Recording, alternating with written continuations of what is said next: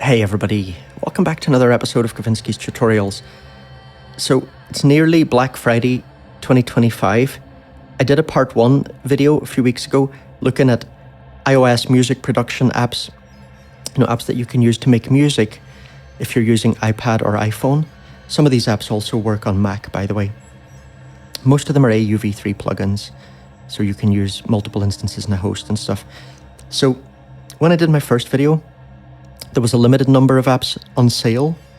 So now I think pretty much almost everything very likely is up now that's going to be on sale. It's already on sale. So I'm looking at the app Raven, and this is just, I'm not going to demo these things. I'm not going in and showing the UI and stuff. It would be an absolutely massive video. I don't have the time for it, and this kind of video is not like the sort of video that's going to be popular forever because it's time sensitive. It just doesn't make sense for me to put that amount of work in. So it's still going to be very useful, but it's just like a friend going through and describing a few things that jump out at them, and I'll just say a little bit about the apps. And I'm going to skip over most stuff. I'm only going to really focus on things that genuinely jump out at me. So one thing I see here, for example, apps like Elfok by Alex Najarov, and these apps are very experimental. I'm not really all that crazy about the UI and the user experience of these apps. They take a bit of figuring out, but they're very fun and interesting. This is a very experimental LFO. If you're into experimental stuff and LFOs, you might enjoy it.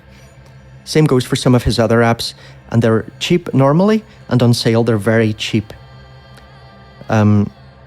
Let's see what else jumps out at me. So like, for example, these things here like Relic Flow or other apps by Alexander Zolotov, those are always cheap and on sale. They're ridiculously cheap, like just $1. Again, these are very experimental.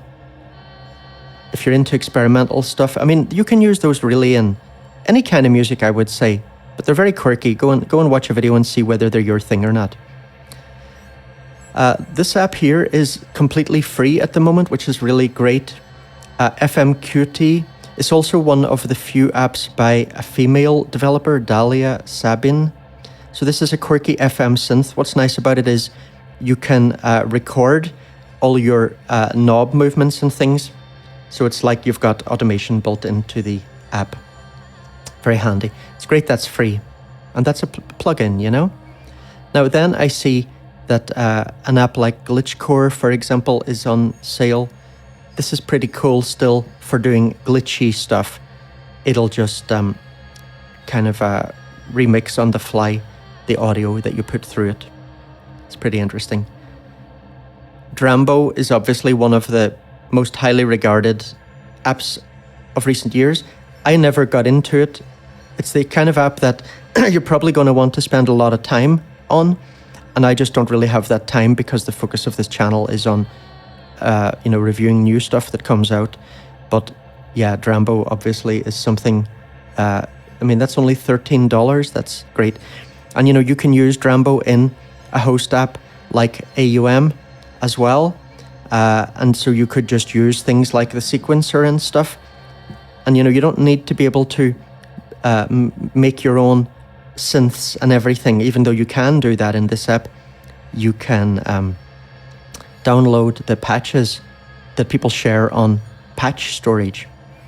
Okay, then GeoShred, great app. I don't really like the UI, like this kind of star and stuff, but this is a great app if you want to actually perform music on your iPad, and it's MPE, and there are lots of ethnic instruments in there, like especially a lot of different Indian instruments like sitar and things like that. But those are in-app purchases. I think the in-app purchases are also currently on sale. AUM, this is what I use as my host, so I'm very biased towards this. I really like it. There are alternatives. Like Loopy and stuff can do a lot of what AUM can do, but I love the elegant interface of AUM, and it's pretty easy app to learn the basics of. Toluno LX nice Juno. And the advantage of this one is it's MPE. I prefer the sound of audio things, June emulation, but I love that this is MPE. That's very useful for me because I like MPE and I do care about that.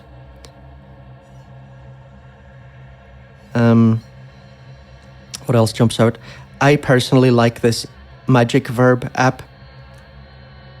It's just a collaboration between DDMF and this guy Ian Sefcik, the guy who did the Magic Death Eye compressor. This is just beautiful convolution reverbs. Okay, let's flick down here. Oscidia by 4 Pockets, very good. Also MPE, you need to figure out how to set it up. I do have some videos on my Patreon showing how to use that MPE. I made a few videos on it because there were a few things, like there was a little bug or something initially. So anyway, I recommend that. I did a video on Woodpecker recently. That is a good sequencer and it's got better as well since it got some updates. I'd recommend watching the video to see whether you can get on with the workflow, but it's now easier than it was because you can drag to change note values, which you couldn't in the original version. Interesting sequencer. Let's flick through. Sessions. This is not something that I personally have explored much, or at all really, because it doesn't at the moment allow you to use MIDI plugins, but that's coming, and I do hear good things about this as a host, especially for people who are maybe doing live performances. So a lot of these Igor Vasiliev apps are on, well, all of them are on sale at the moment. I made a separate video a few days ago about that, so I won't go into that here, but if you're into experimental stuff, some of those you will love. So pure piano, pure upright, pure strings, I've done videos on all of these. They're all very good. In general, for piano, I personally generally gravitate towards piano tech, but pure piano and all of these pure apps have this beautiful morphing feature. I wasn't expecting to get the whole video, hang on, that can morph between different types of sounds, and some of them a bit experimental, like reverse sounds and percussive sounds and things that are very good. These audio modern apps, I use LoopMix quite a lot. I find that very useful. I do always wish that these UIs were, the text and things was a bit bigger, but I enjoy that app. What else? Patterning 3, this is a great drum machine. I didn't do a video or anything on that. The developer himself has done a bunch of very good videos on it. So there's a lot of stuff that I've bought and things in the past, but I just never really end up using it, and I'm going to skip over most of that stuff. These FabFilter apps, they're expensive apps. The discounts are not huge. I have all of them, and I bought pretty much all of them myself. I think I got a couple of them as promos, but I bought most of them, when I was first getting into this stuff before I started this channel and everything. I do use some of them, like I actually use the Gate all the time on my mic chain, and they are very good apps. They're just a bit expensive, and there are other alternatives, like for example tone boosters or many other things, So although people often talk about FabFilter apps as must-haves, I don't know, I do like them, but I would prefer them if the UIs were better designed for iPad. They can be a little bit fiddly sometimes. Some people agree with me on that, and some people think they're fine. Some people use a pencil with them, and I personally don't like using a pencil. The whole point of an iPad is that it should be multi-touch. What else here? Elastic Osc. This is great. I did a video on that a while ago. This is based on Mutable Instruments Platts. and it's got these nice XY pads, so it feels quite performative. It's not MPE though, which Verson's Terra Pro is, and MPE is a big advantage in a synth, so that's a point off this, but it is very good and it does have its own strengths. And then, wow, you know, all these audio thing apps, my God, there are just so many.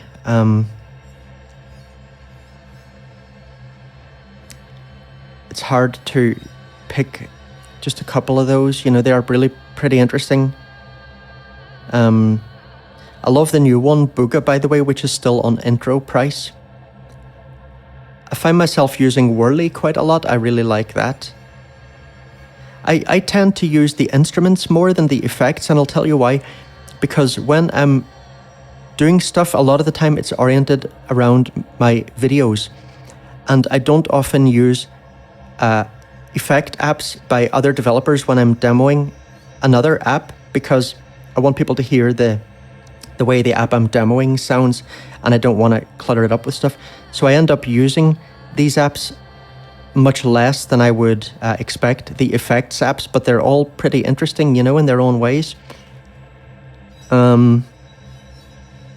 Noises is another good one, by the way, instrument one, that's pretty cool.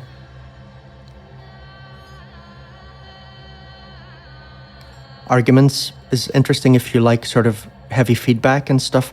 Lines, also done with Heinbach, that's another interesting one. It's pretty hard to pick from those. Okay, wow, you know, Ape Matrix, like Ape Matrix is a very interesting host app, and it has a nice inbuilt modulation system where it's pretty easy to assign the internal LFOs to things. And the advantage that has over using MIDI LFOs is that it's all high resolution, you know? So that's a disadvantage of AUM, even though I love AUM. It doesn't have its own inbuilt LFOs. So when I use MIDI LFOs in that, they're low resolution. So for modulating things like a filter frequency, there might be some stepping, for example. So Ape Matrix can help you avoid that kind of thing. But the grid and stuff, there's just a few things about it that are a little bit unintuitive, I think, until you get used to it. It's very interesting though. It's worth a look, probably. And, you know, like this is a really nice granular, for example, also from Apesoft. You know, this developer makes interesting apps. They haven't made anything new in a few years, but they do seem to be maintaining their back catalog, so that's good.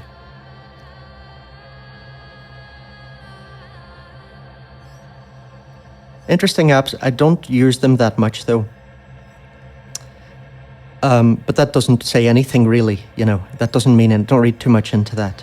It's just, you know, there's so many apps, I think everybody's going to gravitate towards certain things. It doesn't mean the stuff they're not using isn't good. Bramboss, you know, all of these apps are very good, I'd say. There's sometimes things that annoy me about the knobs. Like I remember Hilda, when I was trying to dial in frequencies on that, I sometimes found it very hard to dial in the knob accurately, and that kind of thing annoyed the hell out of me. But I'm very fond of these apps in general, and I use Salome all the time. Flus is a great granular. This is also done in collaboration with Heinbach. At Heinbach, I did a lot of collabs. You know, this is an app that feels like a touchscreen instrument to some extent. Salome, a kind of little MP, you know, a sampler with an MPE keyboard built in. And these are actually the old photos. So, you know, now it has the grid view, which is fabulous for making drone music. So I'm super fond of that. This is one of my all-time favorite and most used apps. Even if there are some things about it that I don't like that much, it's a great app for me personally. I think I mentioned this in my first video. This is a classic synth and sequencer combo, but it's not AUV3. Yeah, I discussed this developer's apps in my first video. as well as Waymaker. And I discussed these Version apps as well. So I think, what is this date here? Yeah, 12th of November. So yeah, so there, if you want to see stuff from, this stuff that started going on sale back there, that's all covered in my first video. So again, everybody, just very subjective opinions. Take it all with a grain of salt, and have your own discussion in the comments or anything about anything that you would recommend. And as I said in my first video, don't go crazy in the sales, I would recommend, because if you are a regular app buyer anyway, if you buy too much stuff in the sales at one time and then you still keep buying new apps, you're very unlikely to actually end up using all that stuff you bought on sale, and it's just going to sit unused on your device, and what's the point, really? So yeah, think about that when you're buying stuff. All right, so happy Black Friday. That sounds a bit weird, doesn't it? And see you in the next video. Take care.